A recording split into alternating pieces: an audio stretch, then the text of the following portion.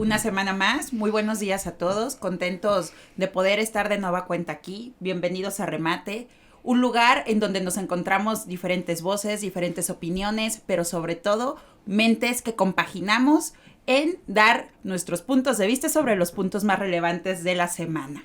Pues doy la bienvenida de nueva cuenta a su programa, a mi amiga Cookies Camarena. Muchas gracias, me da mucho gusto. A mi amigo verlos. Juan Pablo Toledo. Gracias. Y por supuesto a nuestro invitado, Oscar Ramírez de la Torre. Bienvenido, muchas gracias. Amigo. Un gusto ¿Cómo estás? participar con ustedes. Muy bien, muy contento. Qué bueno. Y por supuesto también su servidora, Miriam Ladrón de Guevara. Pues bueno, una semana bastante cargadita, ya lo estábamos platicando, con distintos temas un tanto técnicos, legislativos, pero entre esos, uno más que ya ha estado teniendo un tanto la atención de todos nosotros, que pues ha sido el caso Lozoya. Desde el 17 de julio, pues hemos tenido esta situación de que tiene la detención, se le trae aquí. En sus momentos se le reportaba en España con detención, pues con un tema de salud. Por supuesto, unos tantos comentarios de reproche al gobierno encabezado por Andrés Manuel López Obrador, en el que se mencionaba que con estos cuidados, pues ya se le tiene en el Hospital Los Ángeles. Pero bueno, dentro de todo este preámbulo y señalamientos, ya se dio la audiencia, por supuesto, que ya habíamos comentado la semana pasada que tenía que ser de manera digital, y ya, por supuesto, también con su respectivo juez de custodia en ese aspecto. Pues no sé cómo ven con todos estos detalles que han estado surgiendo, la situación, por supuesto, de que él menciona que fue intimidado, que él ha sido una víctima más de la organización del mismo sistema, pues López Obrador, que quiere que estemos muy enfocados en este tema de los casos de corrupción que se está desatando con Lozoya vinculados con Odebrecht, y pues que pudiera llegarse a dar una contrarreforma al tema de la reforma energética. Yo creo que nos encontramos en este momento en un caso donde hasta ahorita solamente se está centrando la atención en Lozoya.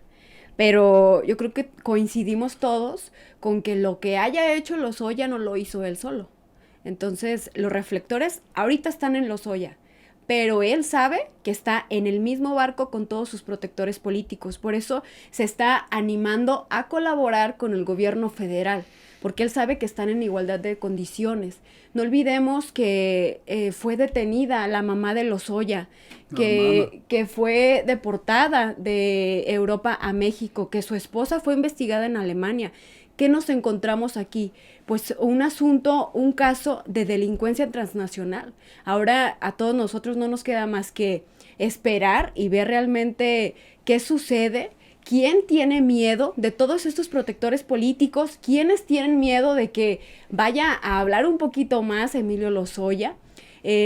A estos actores políticos tan importantes que fueron gobernadores, senadores, diputados y todos estos actores que participaron en diferentes partidos y que fueron partícipes de las reformas del sexenio pasado. Ahí sí yo creo que eso es parte de una estrategia de comunicación. Yo no creo que vayan a sacar ningún video, esa lista es inexistente, es un tema de golpeteo. Parece ser que esa filtración, ni siquiera Emilio Lozoya la dijo, el abogado ya aclaró. El tema de las presiones, primero muchos pensamos que era presión de la fiscalía, ya salió el abogado a aclarar que no, que van a decir hasta los puestos de las personas. Yo creo que tiene dos aristas este tema.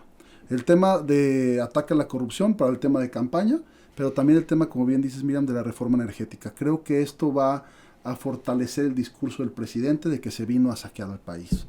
El tema de Pemex, de los fertilizantes, de Fertinal, ese tema es un tema delicado, pero al final de cuentas no fue Lozoya, porque Lozoya no era el responsable de firmar los contratos, era un negocio viable, ver los números, y Pemex iba a tener utilidades de más de 300 millones de dólares. Fue un tema que lo dejaron a la deriva, unas cuestiones extrañas, nunca vamos a saber por qué, porque era un negocio rentable. No lo autoriza él, lo que lo autoriza el Consejo de Administración de Pemex. Creo que es un tema 100% político, es un alfil, Lozoya, le tocó bailar con la más fea. ¿Una víctima entonces, Juan Pablo? No, una víctima, creo que cada quien, en los juegos del poder, cada quien tiene un rol, y a él le tocó ser el rol del que, dicen coloquialmente, el que trague bote. De testigos del año 2011 al 2014 hacen mención por ahí que se llegaron a dar en México sobornos de cerca de 10 millones y medio de dólares. ¿Para qué? Para que se dieran un tema de contratos de obra pública que beneficiaran a estas personas, ¿no? Y supuestamente de esos contratos que se terminaron dando, las ganancias que recibieron después de haber dado estos 10,5 millones fueron 39 millones. Pero aquí, Lozoya, alfil, también cabe destacar que en su momento le llegó a ofrecer un puesto en Pemex al exdirector de Odebrecht. ¿Cómo ves? Mira, yo tengo un punto particular de vista y es este. Creo que estamos teniendo un gobierno prácticamente colapsado, que ahorita su última, o de sus últimas alternativas para legitimarse en la elección del 2021 es precisamente atacar este tema de corrupción. Le tocó a este tipo, tendrá que asumir su rol. Yo creo que él todavía no le queda claro, y si creía que era uno, va a resultar ser otro. Pero creo que habla de una cortina más, como fue el avión. Lo que quiere hacer el presidente es distraer la atención y tratar o procurar de legitimarse diciendo, miren, estos corruptos no caben en mi gobierno y los estoy metiendo al bote.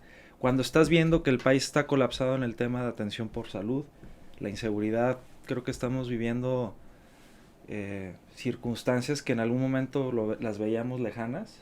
Ya hoy todo el mundo, así como tenemos algún cercano enfermo de COVID, pues ya tenemos o ya fuimos asaltados a punta de pistola. Estamos volviendo al 2009, ¿no? Al caldo de cultivo que vivimos con Calderón, con las guerras en las calles. Ya lo estamos volviendo a vivir, pero yo creo que también en un tema más de menos alto impacto, porque ahí veíamos cuerpos en camionetas y era un tema de afronta muy serio. Ahorita, digo, solamente en uno de mis chats van 3 personas que los bajaron de sus camionetas o sus carros en esta semana. Es una locura, es una locura.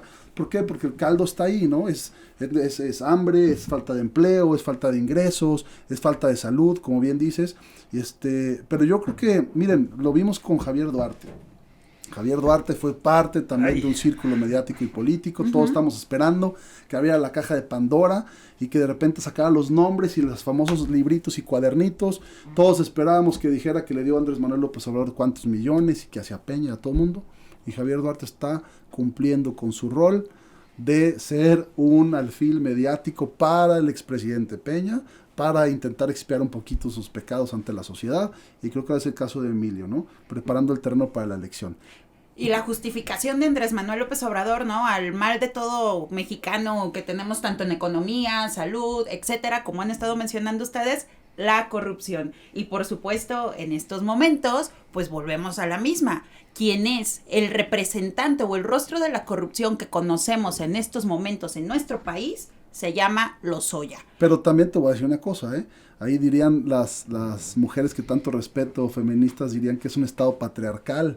¿Por qué? Porque a Emilio Lozoya, por ser hombre, lo dejan en el Hospital Ángeles, muy a gusto, comiendo sus 3 comidas al día, en una cama hermosa con aire acondicionado. ¿Y Rosario Robles? Y Rosario Robles, por ser mujer, en un caso similar de corrupción que no se le ha acreditado, que pareciera ser que Rosario nunca firmó, que nunca estuvo, estaba su oficial mayor, y eran, bueno, toda la estructura administrativa de Sedatu, y Rosario Robles lleva con una licencia falsa, lleva 1 año y medio en la cárcel, 1 año en la cárcel, ¿no? Entonces ahí creo que es un tema político de a qué intereses responde, y como dirían, hasta en los perros hay razas, ¿no? No, pero espérame poquito, en eso que acabas de mencionar fue por lo que se le niega a Rosario Robles y todo su proceso le está llevando privada de la libertad, pero hay menciones en las que hacen referencia que Lozoya también presentó una licencia de conducir falsa con un nombre diverso en España, cosa que fue por la cual a Rosario Robles, la mantienen privada de libertad, mientras que a Lozoya sigue nada más con un tema de detención o de resguardo domiciliario. En un hospital muy fifí. En el cual está en un hospital muy fifí. Se nos está reportando todos los días en cuestión de su salud. Pero aquí entonces, ¿cómo ven la situación de, como bien hace referencia de una manera a lo mejor un tanto burda, pero real, hasta en los perros hay razas? ¿Cómo ves por ahí, mi querido Oscar?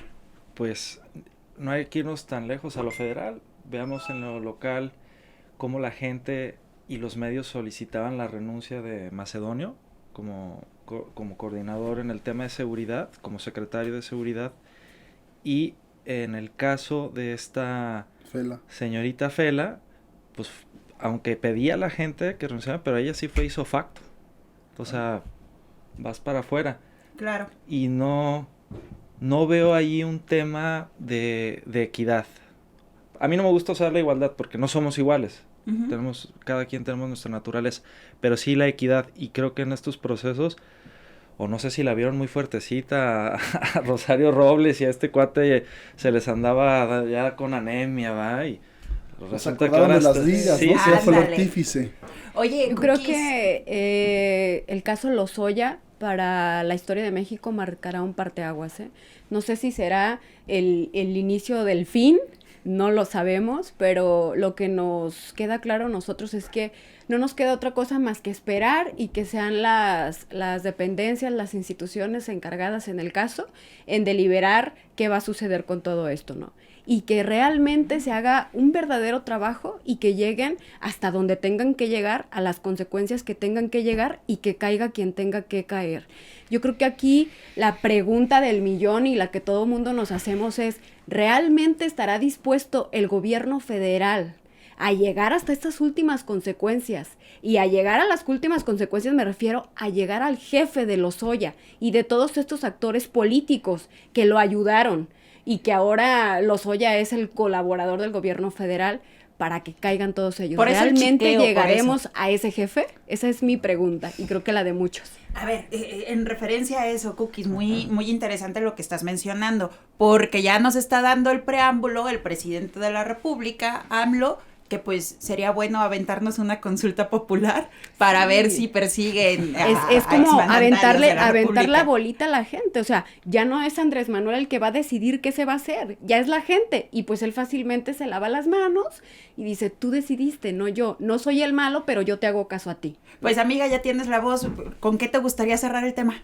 Pues yo creo que nos queda nada más ver qué va a pasar. Este tema nos va a dar para muchos meses noticia. No sé realmente si vaya a ser todavía mejor la noticia, no solamente con Lozoya, sino con otros actores políticos más importantes, donde veamos realmente al jefe de todos ellos, no lo sé, pero nos queda esperar y ver la reacción del gobierno federal en este caso. Al Pues tiempo, bueno. dice Cookies. Al tiempo, ya veremos. Y pues por ahí, otro de los temas que a lo mejor no quiere ni siquiera tocar el presidente de la República, Andrés Manuel López Obrador, pero que Olga Sánchez Cordero sí, y que creo que no lo van a querer lanzar a consulta popular, la Sí, despenalización del aborto, que esta semana fue también otro de los temas muy controvertidos. Pero a ver, cabe señalar, no es una despenalización a nivel federal. Esta situación se está hablando únicamente en el caso del estado de Veracruz. ¿Por qué? Por un amparo interpuesto por distintas asociaciones y distintos grupos y colectivos ciudadanos que buscaban o que veían en cierta manera la legislación, en específico con el caso del Código Penal del estado de Veracruz, un tanto inquisitivo, lo señalaban así en el amparo, hacia los derechos de la mujer. Aquí sí me interesaría mucho dejar esto también para que lo podamos desmenuzar un tanto más.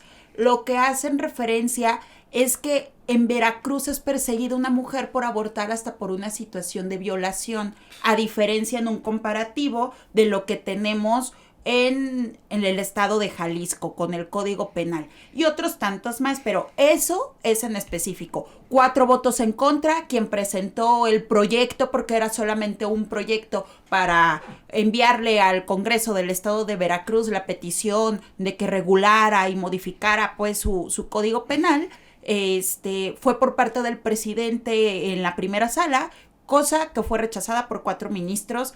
Ojo, 4 votos de 5.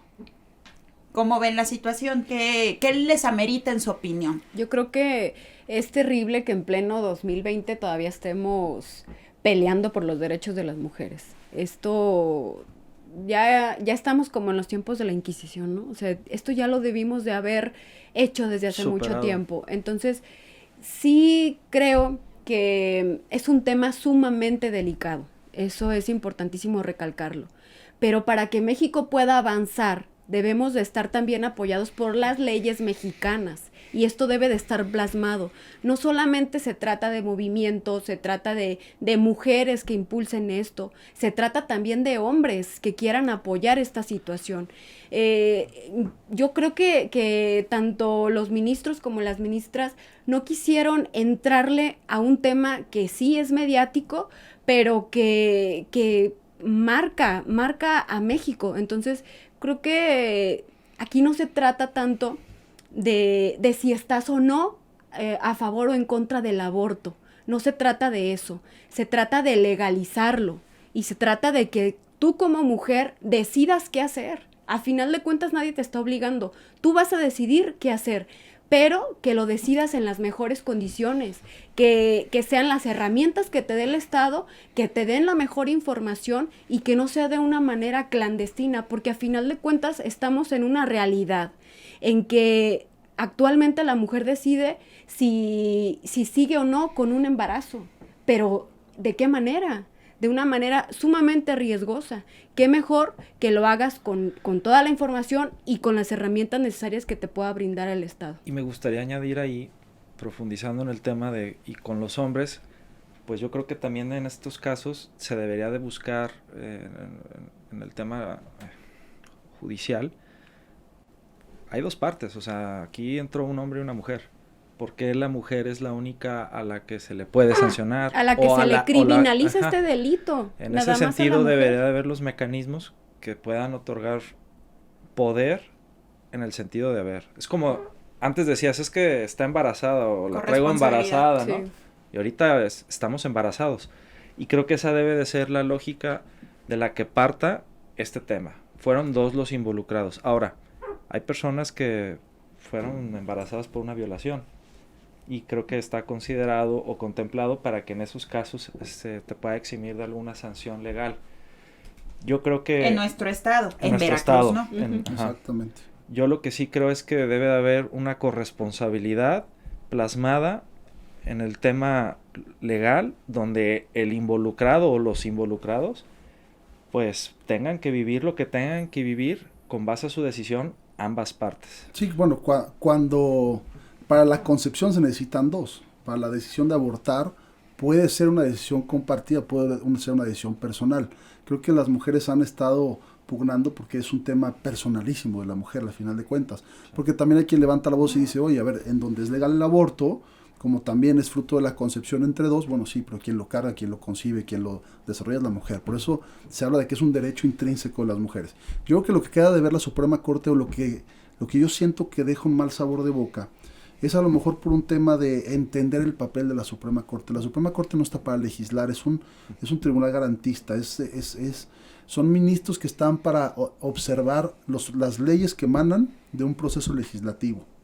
Por eso es que ellos dicen, no podemos nosotros intervenir o pasar por encima la soberanía del Congreso del Estado de Veracruz. Entonces creo que en esa discusión técnico-jurídica, pues a lo mejor no lo puedes poner en duda, ¿no? Uh-huh. Porque por ese lado creo que sí tiene la razón la Suprema Corte. El tema es que se genera una expectativa porque todos esperábamos que la Suprema Corte se pronunciara en un tema garantista y de reconocimiento a los derechos de las mujeres, como se hizo hace unos años cuando se abrieron mesas de debate interesantísimas, que los invito a que busquen esos videos donde acudieron expertos, explicaban el proceso de la concepción del embrión, de hasta dónde eran células de humano, de nada más una célula como decir un dedo o un cabello, porque son células y en otro día se convierte en un ser humano, y iban quienes afirmaban por y que esto estaban argumentan siempre las 12 semanas, ¿no? Claro, iban quienes desde su convicción, desde la concepción es un ser humano. Entonces, creo que a eso es lo que el mal sabor de boca a las mujeres, ¿no? Y también a nosotros los hombres, el decir, creo que la Suprema Corte pudo haber aprovechado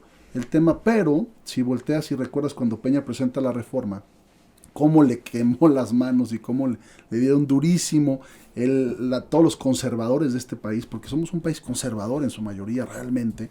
Entonces creo que por ahí fue un tema de no meterle ruido previo a un proceso electoral, no meterle ruido cuando estamos viendo una crisis económica, y creo que se va a postergar, ahora sí que tristemente, pero por un tema político se posterga, y creo que esa Me gustaría que quedara solamente en un tema conspiracionista, pero creo que si le hicieron línea a la Suprema Corte, sería muy triste que les hayan dado línea en este tema, ¿no? Por dar algunos datos duros solamente, en nuestro país el tema del aborto solamente lo aprueba el 39% de la población en la actualidad.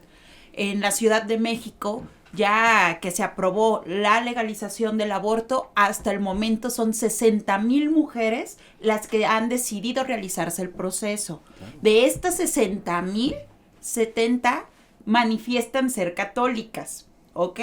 Y por último, otro dato que a mí también me pareció muy interesante es que el 50% de las que se realizaron este proceso tienen más de 2 hijos y son madres solteras o viudas probablemente en ese aspecto, ¿no? Sí son varios temas por ahí. Uno de los argumentos que hace mención una de las ministras es que vota en contra, es que no quería que cayeran en activismo judicial. ¿Qué es esto? No hay que contaminarlo. Es un Así tema es. técnico jurídico nada más. O sea, no puedes exigir a la Suprema Corte que precisamente haga eso, haga un tema de politización de los temas, porque si lo permiten que eso entre a la Suprema Corte se va a contaminar. Pero es Entonces, que me preocuparía que hubiera desafortunadamente sí línea. va a ser, ¿eh? Pero O no sea, debería a serlo, hay final que de cuidar la cuentas, Suprema no, Corte. claro que no debería de serlo, pero ¿por qué no le entran entonces? ¿Por No es qué su no papel. agarrar al toro por los cuernos? ¿Por qué los ministros y las ministras no dan un posicionamiento? Porque obviamente para nadie es fácil hablar de este tema, ¿eh? Por Porque supuesto. está partida la sociedad, unos sí y otros no, y tú dices, ¿para dónde me hago? Porque todos los actores políticos, los partidos políticos dicen, o gano o pierdo electorado. También eso lo ven, y claro que también ellos, los ministros lo ven. Una de las cosas muy crudas ahorita que haces referencia en ese aspecto, Cookies, y como mujeres, pues hay que también resaltarlo. En muchas ocasiones por tener hijos, no te contratan. Pierdes el tema del empleo. Ganas menos por llegar a tener el tema también de los peques, desde la situación de los permisos, etcétera. Pero en otros datos, también me llama muchísimo la atención que las personas más responsables laboralmente hablando son las mujeres con hijos, efectivamente por su temor de perder el empleo y obviamente el sustento para los mismos peques, ¿no? Pero es aquí donde se vienen toda esta clase de argumentos de pues cómo va la situación por parte de los colectivos, en el cual hay un tema de discriminaciones ahí en donde lo ven, ¿no? Aquí también me gustaría dejarlo sobre la mesa. Una cosa es dejar la posibilidad, otra cosa es que si tú decides o no decides el llegar a tomar esa opción, ¿no? Dentro de esto mismo, pues también cabe resaltar de que pues existen tratados, que era el argumento del presidente ministro de esta sala, en el cual él argumentaba de que pues existen tratados en el que nuestro país ha firmado y que pues se necesita como ir homologando e ir homogenizando esta situación legislativa en distintas partes. Pero de nueva cuenta, lo repito, pues ya estamos viendo también una situación inquisitiva de recriminalizar a la mujer desde la situación de si fue violada en el caso del estado de Veracruz y que no puedan llegar a abortar porque si lo hacen se les persigue por un delito en sí. Sí, tendrá el juzgador en Veracruz. Acuérdate que los juzgadores ahora, con el nuevo sistema, tienen, bueno, ya lo tenían, pero ahora más, tienen la obligación de la observancia del orden legal y de la jerarquía de leyes. Entonces, a nivel de rango constitucional están los tratados internacionales. Entonces, creo que eso es parte de lo que las mujeres sienten y los hombres, y bueno, todos los que estamos en contra de lo que pasó en la Suprema Corte.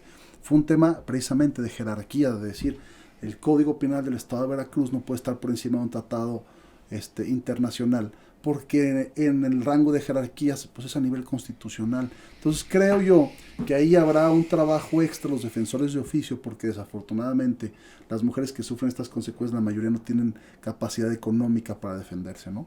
¿Por qué? Porque contratando un buen abogado pues no van a tocar la cárcel, ¿no? Por supuesto. Pero entonces ahí siente un tema de profesionalización y de actuar de los defensores de oficio. Y bueno, pues quedan a deber, ¿no? Creo que es un tema que hay que seguir esperando, hay que seguir pugnando y el papel de los legisladores, y ahora que viene el proceso electoral, todos los que están a favor y en contra, pregúntenle a los candidatos que van a tocar sus puertas qué opinan del tema para que sean representados en sus congresos por los ideales que buscamos como ciudadanos, ¿no? Lo comentamos en el video pasado. Exactamente. En Estados Unidos, en contraste, pues ya está legalizado el tema del aborto desde la década de los 70s. Cosa que pues todavía aquí en nuestro país pues está moteado por algunas zonas o algunos estados, ¿no? Y pues que realmente no ha sido una situación que todavía se permee. Controvertido el tema, sí, por supuesto controvertido. A mí sí me gustaría destacar algo. A ver, esto no es una pastillita ni un método anticonceptivo, ¿eh? O sea, por supuesto que debe de existir un tema de responsabilidad. Los abusos también de este método de una manera innecesaria, pues por supuesto también no debe de ser. Cuando se da la situación de ver a la mujer pues un tanto victimizada por alguna circunstancia, porque también hemos dejado pasar otro tema que está en la legislación de Veracruz. Tampoco si atenta la situación de salud de la propia mujer en el estado de Veracruz, se le tiene permitido abortar. Porque si aborta hasta por condiciones de salud, también se le llega a perseguir por este delito. Sancionarse. Entonces, sí me gustaría que pudiéramos a lo mejor cerrar o aterrizar un poquito con esto, porque repito, en nuestro estado no vivimos esa situación en la cuestión del aborto. En nuestro estado, si corre riesgo la vida de la mujer que está embarazada, pues por supuesto que está permitido el aborto, y a su vez, pues también la interrupción del embarazo, si fue un tema de violencia por algún delito de violación. Ahí, o sea, a ver, no puede haber tibieza. Se ha avanzado en Jalisco, pero todavía queda de ver, ¿eh? Claro. Para aquellos que están convencidos de que el aborto es un derecho de las mujeres, pues en Jalisco quedamos mucho de ver todavía, ¿eh? Se dio un pasito por ahí, ¿no? En un tema de si eres víctima de violación o no, pero al final de cuentas pero no se ha llegado mucho por el tema de la moral. La política. Sí. Pues bueno, ya tienes ahí la palabra, ya para poder cerrar el tema. ¿Con qué sería tu conclusión de la despenalización? Con que o se es o no se es. Y creo que los legisladores tienen que tomar un paso al frente y dejar de estar toreando este tema. Debe de seguir la demanda social de que se defina y que se defina ya. Y obviamente en la línea garantista que ya se marcó desde la Suprema Corte de Tratados Internacionales. Eso es un tema de derecho a la mujer hasta ciertas semanas y así debe de ser. Es mi punto de vista. Que los legisladores le entren al tema y dejen de dejar pasar y patear la pelota y decir que la siguiente legislatura se encargue. Yo no quiero problemas y yo no quiero que una señora me reclame en la calle porque voté, ¿no? En un tema pasan la pelota a otro lado, pero en otro agarran la pelota con todo el ánimo, como fue en este caso en la semana con la ley de adquisiciones, ¿no? Esta situación que sabemos en la cual, ¿qué es lo que hace referencia esta modificación o esta reforma a la ley de adquisiciones a nivel federal? Se le permite ya al gobierno federal hacer compras directas al extranjero. Uno de los argumentos que se está haciendo referencia es que, pues, por supuesto, ya se puede hacer compra al tema de medicamentos, etcétera, y que esto va a agilizar, sobre todo cuando ya esté lista la vacuna contra el COVID. Pero también hay otros comentarios u otras posiciones en contra de esto, ¿no? Entre esos, lo de la Coparmex. Aquí cabe destacar que se votó con 290 votos a favor esta reforma de adquisiciones, y en la cual se pueden dar ya este tipo de compras directas. Opacidad, seguimos incentivando un tema de corrupción pues yo creo que no haya pretexto. Es en beneficio. Ya el gobierno federal no tiene pretexto para conseguir medicamentos a buen precio y en el momento que se requieren. Había un impedimento. Con esta aprobación lo que van a hacer es puedes comprarle, porque había proveedores que vendían aquí en México y en Estados Unidos, pero aquí te lo vendían más caro. Uh-huh. Pero no podías irte a comprarle a Estados Unidos la medicina. Entonces ya ahorita el gobierno federal no tiene pretexto para hacer una compra oportuna, sobre todo ahora que se encuentra, espero pronto, la vacuna. Yo creo que ahí en ese caso entra el tema de la calidad de los medicamentos. Habrá quienes digan va a facilitar las compras esta reforma, o habrá quienes digan va a facilitar la corrupción. Yo me quedo con la segunda, Yo creo que facilita la corrupción. En el artículo 134 de la Constitución dice que para adquirir cualquier tipo de bien, lo ideal es que se haga una licitación pública.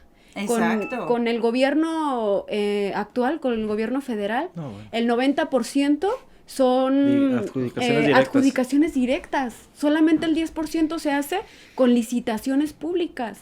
Entonces, ¿qué viene a decirnos todo esto? Pues la falta de transparencia en todos los procesos. Pues que no es nuevo López Obrador en esto del ejercicio del poder. Él bien sabe como la clave que está ahí. Pero yo sí creo que ya no hay, o sea, fuera del tema de corrupción y de que se pueda dar la discrecionalidad, ya no hay pretexto para el gobierno para surtir de medicamentos a buen precio, y sobre todo el tema a mí de la vacuna es lo que me preocupa.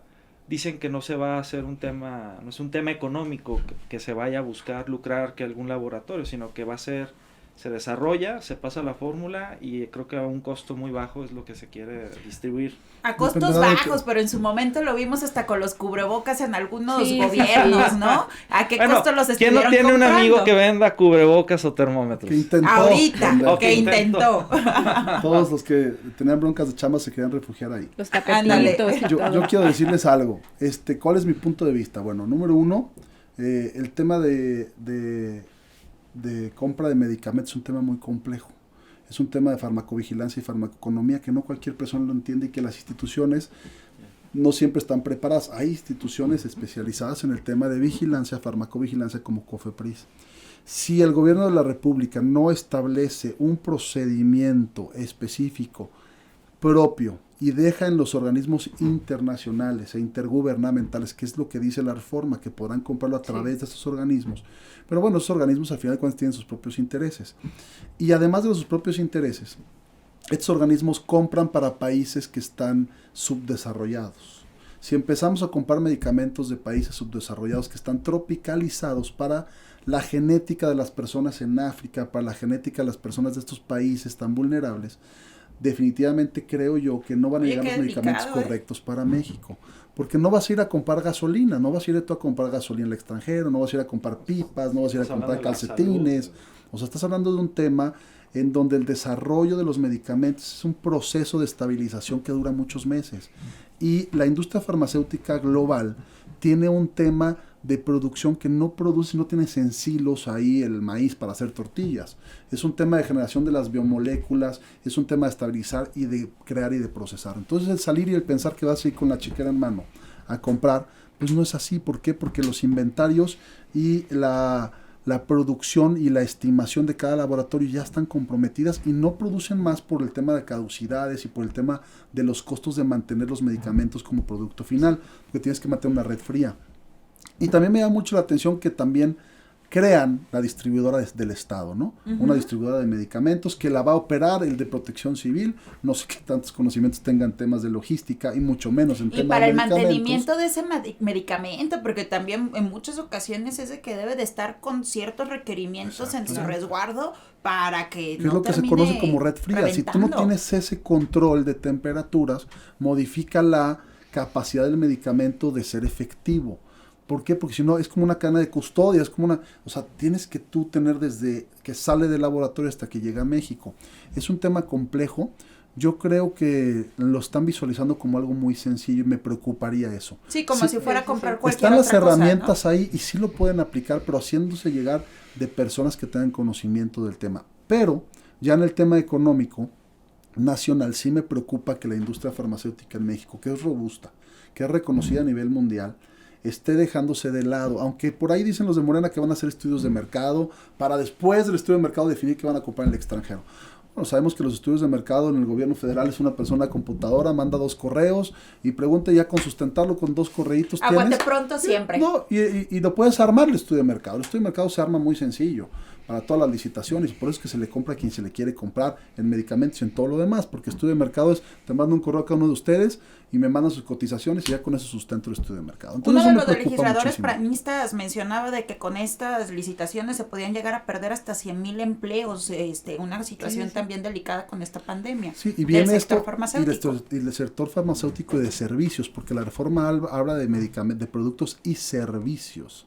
¿Eso qué quiere decir? Abre la puerta, por ejemplo, a los servicios médicos que ofrece Cuba, que te mandan médicos y tú le pagas al gobierno de Cuba. Llegaron a México algunos cubanos sin Así licitación y con asignaciones directas. Entonces puede ser que empecemos a ver importación de médicos, importación de servicios integrales, Sí, creo que importación de la puerta tecnologías. está ampliamente. O sea, es un tema Muy muy cañón, la muy Coparmex sí, sí, sí. está súper ofendida, o sea, lo que es Gustavo de Hoyos dio una rueda de prensa y pues por supuesto con todos estos señalamientos, pero sobre todo los señalamientos que están llegando a mencionar es de que pues prácticamente 8 de cada 10 compras que llega a realizar gobierno, pues se hace ya por compras directas, o Adjudicaciones, sea, sí, sí. ya se hacen por adjudicación directa y pues con Que eso- esta situación todavía son muchísimas más, ¿no? Sí. Que eso, lo del tema de adjudicación directa, depende de las circunstancias, se requiere o no Sí. se requiere. No hay que satanizarlo Sí, siempre, ¿no? exactamente.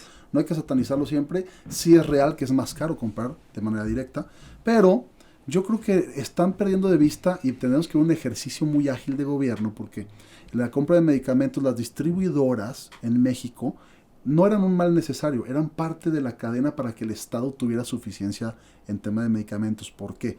Para que tú cobres en el gobierno mexicano es un suplicio.